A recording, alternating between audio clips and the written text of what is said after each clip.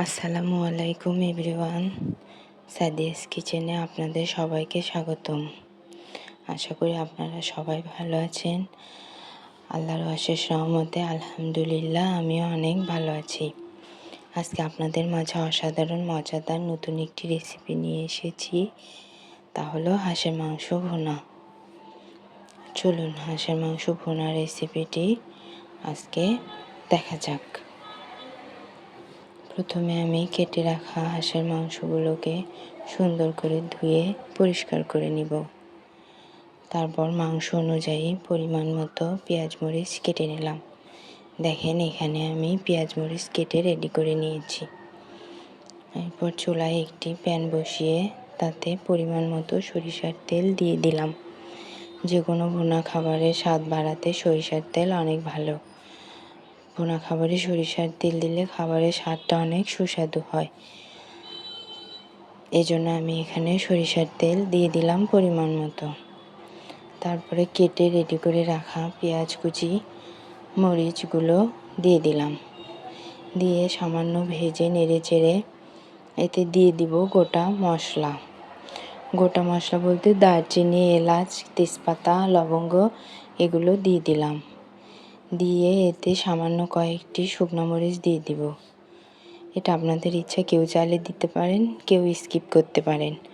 আমার ভালো লাগে এজন্য কয়েকটি শুকনো গোটা মরিচ দিয়ে দিলাম।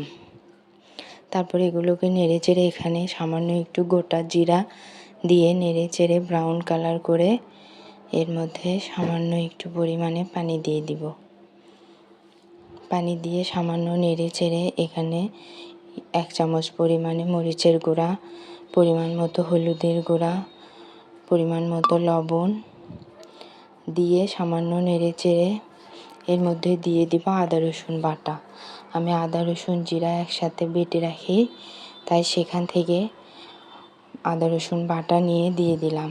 হাঁসের মাংসতে একটু আদা রসুনের পরিমাণ বেশি লাগে, তাছাড়া একটা কেমন জানি গন্ধ আসে। আমি এই জন্য একটু বেশি পরিমাণে আদা রসুন বাটা দিয়ে দিলাম। তারপর তরকারির লুকটা একটু সুন্দর দেখানোর জন্য আমি কয়েকটি শুকনো মরিচ নিয়ে পাটায় বেটে দিয়ে দিলাম। এতে তরকারির কালারটা অনেক সুন্দর আসবে। তারপর এতে সামান্য পরিমাণে পানি দিয়ে আরও একটু ভালো মতো কষিয়ে নিলাম। মশলাগুলো থেকে যখন সামান্য তেল বের হয়ে আসবে, তার মধ্যে কেটে ধুয়ে পরিষ্কার করে রাখা হাঁসের মাংসগুলো দিয়ে দিলাম। দিয়ে হাঁসের মাংসগুলো ভেজে ভেজে কষিয়ে নিলাম। তারপরে এতে সামান্য পরিমাণে একটু পানি দিয়ে সুন্দর করে নেড়ে চেড়ে পুনরায় আবার কিছুক্ষণ কষিয়ে নিলাম। কষানো হয়ে গেলে তাতে ঝোলের জন্য পরিমাণ মতো পানি দিয়ে মাংস সেদ্ধ হওয়া পর্যন্ত মিডিয়াম আঁচে রান্না করে নিলাম। এরপর মাংস সেদ্ধ হয়ে গেলে এর মধ্যে সামান্য ধনিয়ার গুঁড়া, জিরার গুঁড়া দিয়ে নামিয়ে নিলাম। এই তো আজকে আমার হাঁসের মাংস রেসিপি এইটুকুই শেষ। আল্লাহ হাফেজ।